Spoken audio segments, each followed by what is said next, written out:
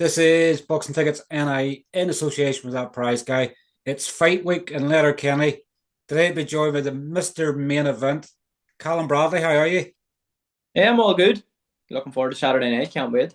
I was just saying to you off camera there before we started, obviously, big week for obviously the Bradley family. Obviously, one of the brothers got married on Saturday past. And now obviously you and Tiernan are now finally fighting on the same card together as pros. Like it's a big been a big 7 days for the Bradley clan. Yeah, it's been very special. Then obviously my brother getting married and then Tiernan getting on the show, sort of late notice. Probably not ideal for promoting of the show and trying to push things, but other than that, there's going to be. I'm looking forward to a great night, getting everyone together and putting on a good show for everyone. It's like it's something that I've spoke to you and Tiernan obviously about, for quite a while. Like I think I've obviously had spoke about the potential of a fight card in Omagh. Like probably Letterkenny is probably the closest you can get to home. So in some ways it effectively Letterkenny is going to become Omagh for the night because there's going to be so many people knowing that this is the closest they're probably going to get from home to watching these fight. Yeah, yeah, 100%. I'm not too sure what the proper formalities and stuff is to fight back in Omagh. I did hear there was a few issues to get a show here. I'm not too sure if you can even fight in Derry at the moment. Mm-hmm. I think they tried to make a show there a few years ago, but it didn't work out. But yeah, Letterkenny is the closest that we can fight at the minute. So yeah, we can make it a base for us going forward. I think we'll see on Saturday night the crowd that we bring and the atmosphere that we bring, and I think it'll be a special night. And I think the promoter Jason Quigley and our managers will want to do more of that.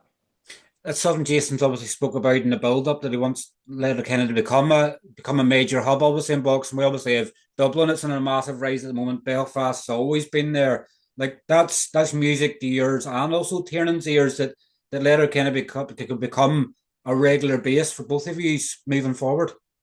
Yeah, yeah, 100%. Well, obviously you want to get on the bigger shows, the SSE shows, the bigger promotion shows.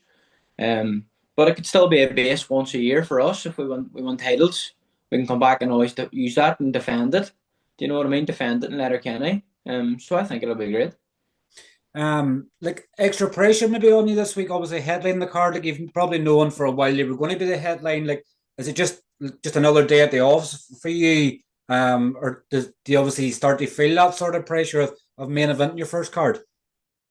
Not really feeling any pressure at the moment. I think I'm quite calm and cool and collected.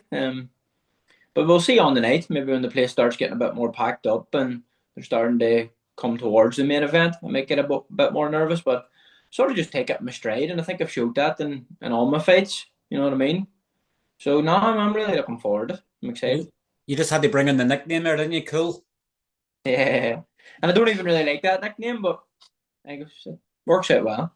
So we have to try and find a new nickname for you. Is that what you're telling us? Maybe. I don't really like nicknames. I just like Callum Bradley. But nah, it's all good.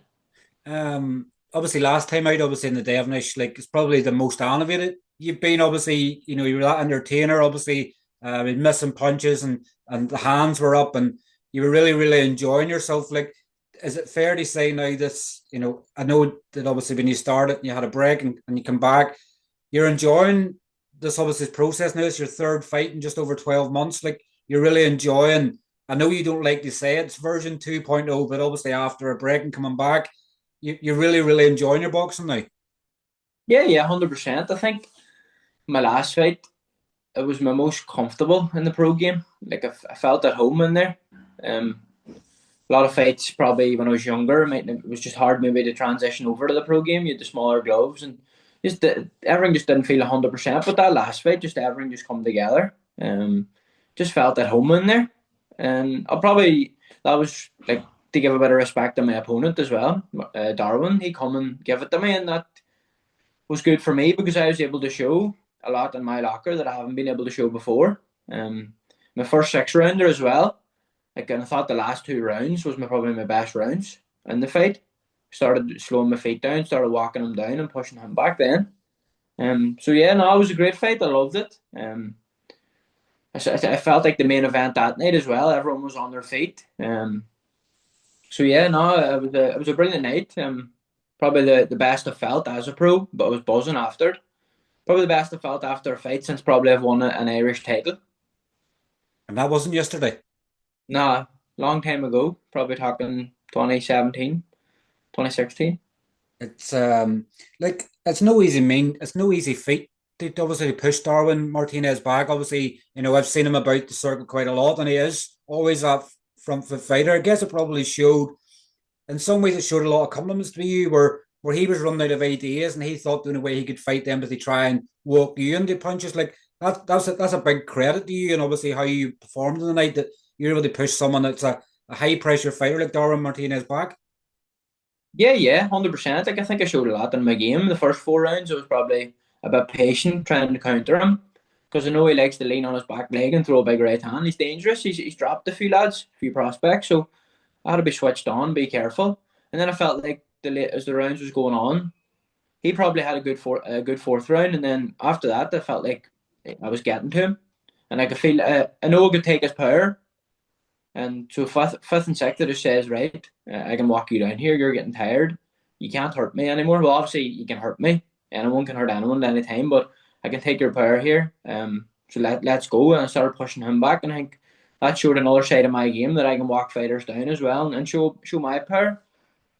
That's something that you obviously said to me obviously after the last fight. You have everything in the tool book there. Obviously it's just having sometimes the right dance partner to bring things out, and maybe sometimes you might want to ease things off because you don't want any future opponents to see everything of what you've got, because if they've seen it all they can prepare for it, whereas if you keep things in the locker for whenever you really need them or in different types of fights, then that's when it'll come out. 100%. Like even since I was young, I've always practiced everything. Like that's just the way we were taught growing up. Southpaw, orthodox, fighting the front foot, boxing the back foot. So if anything comes up in the fight, you're able to adapt it. So I think that's good for moving forward. I'm able to do anything. You know what I mean? I've always practiced if I ever break my hand. That's why I went southpaw. So I can keep your opponent off with the lead hand. That's the way I started that when I was like 12 or 13 to practice southpaw, and that was the reason. I didn't do it for any other reason. It says if I ever break my hand in the fight, I can change stance and keep him off with my lead hand. So there's so much of me that we can do. Like that's the way me and Tiernan was taught growing up. But there's a lot more in the locker as well. Like that last fight, Darwin Martinez only had a 5-week camp, had 3 or 4 spars, and that was the performance I put on. So imagine when you get 8 or 9 weeks notice, and you get a proper camp under the belt, what we can do. Is that the problem sometimes? It's probably maybe something that's not spoke about enough. I guess for you as a main event, maybe a bit different, but it's getting that notice sometimes to prepare for an opponent and sort of, put in the good camp because sometimes it's like a last minute thing where they, 3 or 4 weeks out to go, oh, we need someone for a card. Callum, do you want to fight? Like you've probably been able to have a full camp around this time around. Yeah, 100%. Well, I'm always trained anyway, which is a good thing. But at the same time, you're not going to the well for 8 weeks. I think I got 5 or 6 weeks notice for this fight. So it was you're stopping the training then. So it's still not a full camp. But I'm fit anyway. My weight's usually always good. So, but you would still like a full notice. Like I'm fighting a super featherweight. I'm not a super featherweight. You know what I mean? It's just because it's 5 or 6 weeks notice that you take that weight. You don't want to be cutting too much weight. It's not safe. Is it for you then? Obviously, because you have you probably I think you said to me you could maybe potentially make bantamweight and stuff as well. Like for you, how does that change camp for you in some ways where you're not fighting at a lower weight and you're fighting at super featherweight? Like, how does that change? Probably this week in fight week, you're probably not having to cut as much weight. Like you're nearly fighting probably at your walk around weight, probably fair to say. Yeah. I'm not far off it. Bantamweight's probably out of the equation after the last fight, or the 2 fights ago, making like a weight 56, which was just above super bantam. So I'll be able to make super bantam with a good camp and a good title on the line, and it makes sense. Do you know what I mean? But I felt good at super feather in my last fight, but I'm not gonna go for titles at super feather. Like, do you know what I mean? I'm probably a super bantamweight for titles. But no, I feel good at super feather as well. Obviously on your opponent, obviously on Saturday night. See if I can pronounce this one right. Peter Goodell. What do you know of him? Obviously he is a super featherweight fighter. He's Polish. I always seem to associate Polish fighters as being strong and being durable. Obviously, I know he's been stopped quite a few times. Obviously, Nick Ball obviously stopped him and things like that. probably fair to say in some ways you're not the type of fighter that Nick Ball is. You're going to be totally different. Like you're not someone that's aggressive on the front foot, heavy handed. You probably Yeah. could be heavy handed, but you're probably more you like to break people down. So you probably couldn't look at a Nick Ball type fight with him to work him out. No, you're 100%. You're right. You got it down to a T there. Goodell, he's tough. He's tough. I wouldn't. He's not a journeyman. I wouldn't class him as a journeyman. He's only fought twice this year. Um, he comes to win. He's a style that I haven't really come up against yet in the pro game. He switches his stance. He's quite small. Look, bit awkward looking. Comes in with the head and stuff and swings whenever you're throwing. So he can make you look messy, make it look dirty. So it's up to me to make it look pretty. You know what I mean? He's gonna come and try and win anyway. He had a good amateur background. I think he fought a few of the Five brothers and amateurs and stuff, and he won Polish titles as an amateur. So he's not just jumped into the ring a few years ago and tried to just give it a go. He's been about the game a long time.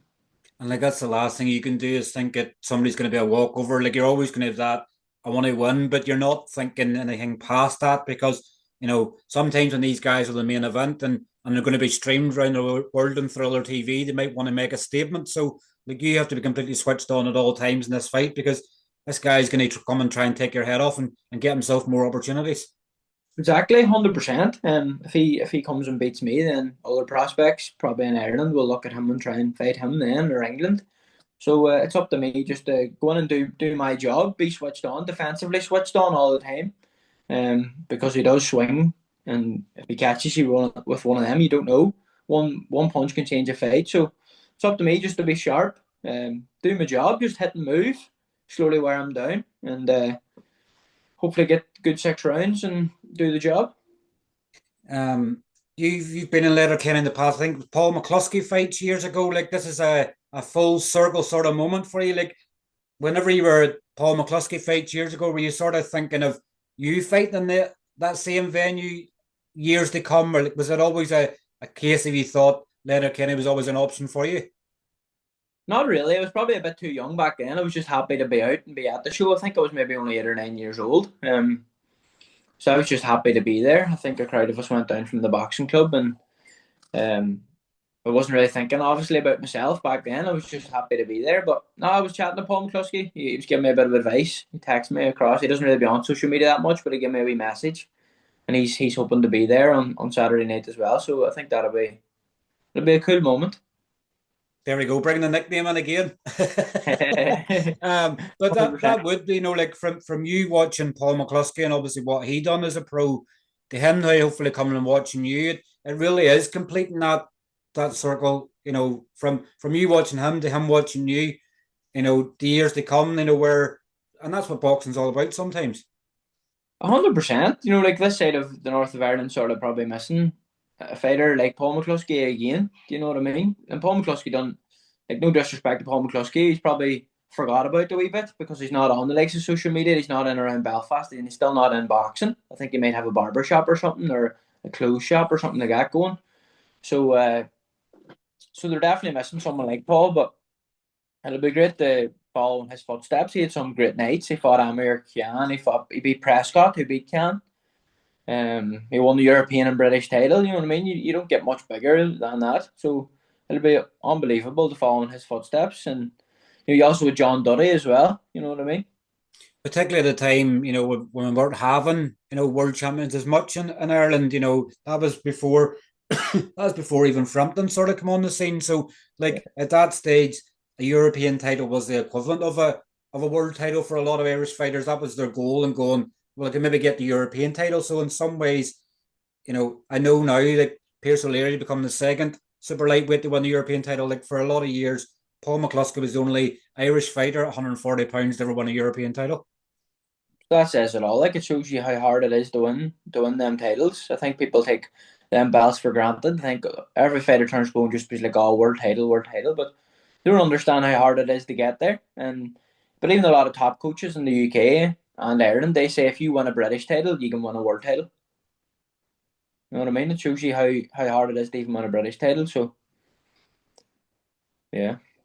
Obviously, I think it's a 9 fight card in total. Obviously, in the pros, and obviously, there's a couple of amateur cards, you've been on the undercard of other fighters now. Like you're like the sort of flag bearer in some ways. I know Danny Duffy's from obviously the area as well, and obviously you've a brother Tiernan who's there as well. But like it's a special moment for you to headline some of the next breed of obviously fighters coming through. Yeah, 100%. I think it shows I'm getting old as well. I was going to say you feel like an old man headlining the card. I know there's probably lads on that show that look 10 years older than me, but I'm older than them. So, but no, I'm still young at heart, and still only 26. So, and obviously Tiernan's a bit older than me, but no, it's great. It's great. And probably from that, other than from that Devonish show, I probably wouldn't be headlining this card because I put on such a good show for the fans the last time and brought a great crowd, and people showed that I can entertain. That I'm headlining this show. What can we expect? Obviously, I guess the one thing you're probably expecting is a bigger atmosphere than there was in the Devonish. Like you had the biggest noise and the biggest, thing in the Devonish tonight. Like, what can we expect of the atmosphere in Letterkenny on Saturday night? I think it's going to be even bigger and even better. I'm not too sure what it holds, but I've sold out all my tickets, and there's people texting me all week. I'm trying to get more organised here now with Jason and Dave, my manager. We're trying to get more because the amount of people that's texting me is mental. Like, but it's class to have that support from Omagh. It's unreal, and I'm looking forward to a special night. Hopefully, they all bring plenty of noise, and we can show what we're made of. I guess in some ways, for those that can't make it, it's going to be streamed all around the world. And Thriller, they've over 7 million subscribers. Not to put any extra pressure on you, Callum, but the potential of over 7 million households around the world tuning in to watch you fight. Like this is like a dream sort of moment for you. That's unreal. Like I've plenty of friends in Australia and plenty of friends in Canada and stuff, and family, far out family from America and stuff that'll tune in. And I actually have me and Tiernan have two big supporters that are flying over from America for this fight, which is mad, which we're grateful for. It's crazy to think that somebody comes the whole way out, halfway across the world from America to Letterkenny just to watch. Obviously it's a special moment. The two E's fighting for the first time on the same card together as pros, but it shows you sometimes how much people really appreciate you, and obviously they'll travel that far to watch you fight. 100%. You don't understand what people see, and people that look up to you as well. You're training and stuff, and you inspire the younger fighters as well. But even like these are two older people, and you're inspiring the older generation as well, and they always keep in touch. And I think they're in Ireland now already. They're staying for a week. They're staying up in Omagh the night before the fight, and they're staying from Tuesday to Tuesday. So it's unreal. Like you don't understand probably the amount of money that they've spent just to come over and watch me and Tiernan fight. Like it's unreal. And obviously a good way for Tiernan to sort of bounce back as well, obviously after being robbed. Obviously last time out, I know Sean McCombs went and sort of got revenge for him with Ben Crocker, but a good chance for Tiernan to bounce back now. Obviously a win so close to home before he mounts his own challenge to get back in the title contention again. Yeah, 100%. That last fight with Ben Crocker, like I think the scorecards were all over the place. Me and you were already chatting about it. Like without sounding biased, I don't think I'm being biased. Tiernan definitely won the fight. Anyone that has any boxing knowledge knew that Tiernan won the fight. They knew he could have pushed the pace a wee bit more in the later fights, yes, or in the rounds, but he still won the fight. But he was hoping to get out before this, get a lot more active, but things behind the scenes didn't work out. So no, but he's back now on Saturday night. He's up against a tough Belgian fighter. I think he's from Congo. He's 13-6. I'm just going to double check that for you, just so you don't look too bad if he's from somewhere else. Oh, let me see. Yep, you're exactly right. You've done your homework today. Never far off. I'm a box rack nerd. Boxing nerd. I'm as bad as you. But yeah, he's a tough fighter. Welterweight as well, weight above Tiernan. So he's big, he's strong, he's had a few knockouts, so Tiernan needs to be switched on for him. Can't go in laxy daisy. Like I said earlier, one fight can change it all. So no, I'm looking forward to a great night. Well, this hopefully be the first of many cards that you and Tiernan will now be together on. Like, where do you now start to set the next sort of pathway? Like, I know, like when it's strange in some ways because you started, then obviously Tiernan got the bug back for it again. I think he got the bug back when you fought in the Feargal card. And he's like, I've got the bug, I'm going to come back. He came back, had a few fights, and then he started a bit of an activity. You then come back again, and now the two it just seems like it was always meant to be. I know. Obviously, Tiernan was actually talking about this the other day. I'm not sure who was who, but he was saying like Callum started. I wasn't fighting. He stopped. I was fighting. So this is the first time we've both been sort of fighting this year. But now it's going to be special. But it's obviously always hard to have two brothers on the same card. You know that yourself with ticket reasons and stuff. So might be the only time. We don't know. Tiernan's got his own promotion, his own plan. I'll have my own plan and own promotions. But if we could come and do this together every year, once a year in Letterkenny, it would be unbelievable. We can slowly make it bigger, and you never know. In a year or two, we both could be defending titles in Letterkenny or in Omagh. Yeah, I know the Oma ones were a bit trickier as we sort of pointed on earlier. I think you have to be within an hour's drive of the Royal Victoria Hospital. Obviously, it's the only brain unit. Um, Yeah. Obviously with Letterkenny it's different, and I don't know how it works out different. Than you sort of nearly have to tally the BUI and the British box board up together to go. How does it make sense that one can have but the other can't? And I Yeah. think they have a fight card in Derry or a fight card in Omagh. You'd have to have two air ambulances, which isn't cheap. No, I think it's like maybe 10,000 each or something. I'm not 100% sure. I'm just going from what I've heard before, but maybe the rules might change, or I think maybe Derry might work out now since they've got the Glen Sheen all properly set up. It might be a bit quicker now. I just knew they were like 5 miles out the last time when they didn't have the Glen Sheen, or 5 minutes out, so it didn't work. Because I remember years ago, when Charlie Nash and all used to fight, there used to be fights in the Guildhall like Mm-hmm. all the time. So hopefully Derry might could happen sometime as well. Definitely. Obviously, the more options and the more venues available, the better it is, so that people don't have to travel sort of too far sometimes, because that's the problem you have. If you have to go to Belfast for a fight card, you have to go to Dublin for a fight card. It's a 2 or 3 day sort of excursion, and sometimes it's not an up and down in the same sort of day. For a lot of people, and they want to experience it properly rather than here to see the box and straight home again. They want to enjoy the whole experience. 100%. You get some people to come up for the weigh-in or the press conference, and then they stay up, and it costs a lot of money and time off work and stuff like that. But so it'd be great to build something nice down here. Yes, Belfast is class to fight in as well, though. Do you know what I mean? It's a fight capital of the world, as we say. You can't get much better than Belfast, but it would also be nice to build a name and a brand down here for me and Tiernan and other fighters coming through from Tyrone, Derry, Donegal. Inspire them that it's not just the Belfast fighters, it's not just the Dublin fighters, or Paddy Donovan down in Limerick or whatever. The fighters from Tyrone can go professional and follow their dreams as well. Obviously, another Throne man back in action a few weeks' time. Obviously, Theo Allen's obviously fighting for his first title. Like, it's obviously, it seems to be the Tyrone sort of counties building again. Well, not that it ever went away, because we've always talked about it and things like that. But obviously Theo, and I know a guy you know well, like Theo's obviously fighting for his first title, just over a year, sort of going pro. Like, this could be the resurgence that obviously Tyrone has, and putting itself on the map, other than other sports, and going boxing's firmly on the map now. With Tyrone. 100%. You always had Conrad Cummings with Frampton coming through the ranks, and then you obviously have Feargal McCrory as well. A lot of people forget about him because he does a lot of training in America and stuff. Like, he fought for Laurent Roach for a world title, who went on and drew Gervonta Davis. So that shows the level that he's at.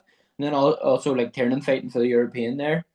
And then obviously Theo now fighting for the Celtic title, and a great fight. I think it's a very good matchup between Theo and Lee Gormley. I keep in touch with Lee Gormley as well. He's in a very good gym. I don't think he had any amateur background though, did he? I think any amateur fights he'd done was over there, so he's not even. I think it was whenever he moved over to Bolton, so it's like he didn't have any Irish experience of obviously fights. So everything's all been in England. Yeah, like I follow Lee online. He's a nice lad. He seems to love his boxing, and he's got a very good coach. So no, I'm really looking forward to that fight. I'll probably head up to it. I think it's a 50-50 fight. Two good lads, and it's probably going to make for a great fight. Just obviously want to get your thoughts on obviously Lewis Crocker obviously becoming world champion. I know obviously people have different opinions on how they've seen both fights going, but obviously Lewis becoming another world champion in Belfast, obviously it seems to be that IBF seems to be a big thing with Irish boxing. Like, obviously you have your TJ your Framptons, your Burnett's, your Anto Cacaces, your Lewis Crockers. Like, it seems to be a lot of our world champions have all been ABF world champions. So for you, even you're sort of going with your path, looking at your path now, you're going, well, I might as well go the ABF route because there's a higher probability of winning with that. 100%, especially at the lower weight, super bantamweight. Like you're talking 13 or 14-0, and you could maybe be challenging for like an ABF European title. You know what I mean? And then you're in the top 15 rankings, and 3 or 4 wins, you could be challenging for an ABF world title. You just don't know with boxing. You know, with Crocker, he's 1 or 2 wins, and you could be this close to a world title or this close. You could be far away. But no, I was unreal. Crocker, I thought he deserved the fight. Yes, it was a close fight. I wouldn't argue if Donovan won it either. I was very happy with Crocker. In my opinion, I thought he won it. I think it was 114, 113. I give it to Crocker, if that's right. But yeah, a lot of people wrote him off from the start. People think, oh, he's just a puncher, he can't box. But like me and Tiernan spoke about this before, and other coaches that know Lewis from the amateur days. Lewis can actually box as well.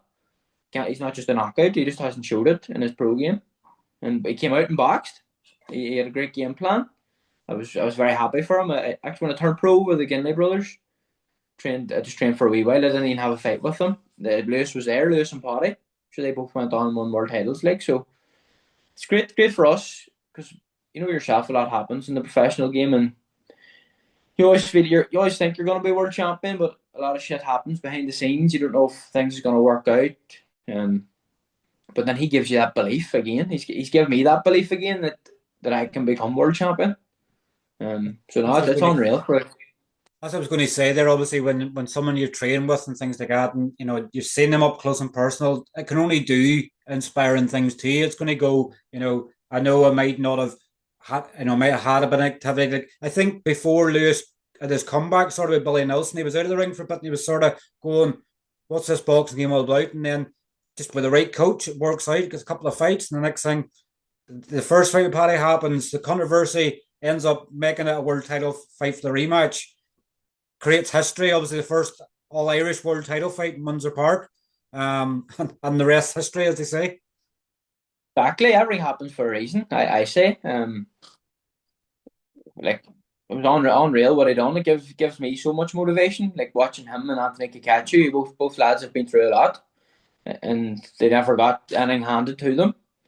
And it just shows you that you can do things. You can do your dreams. You know what I mean? The dreams you were that little boy. You know, a lot of shit happens whenever you're a lot older, and a lot of walls and barriers come up from stopping things. And so he just lights that fire again when you see the likes of Lewis Crocker and Cacace winning them world titles. Shows you that you can do it.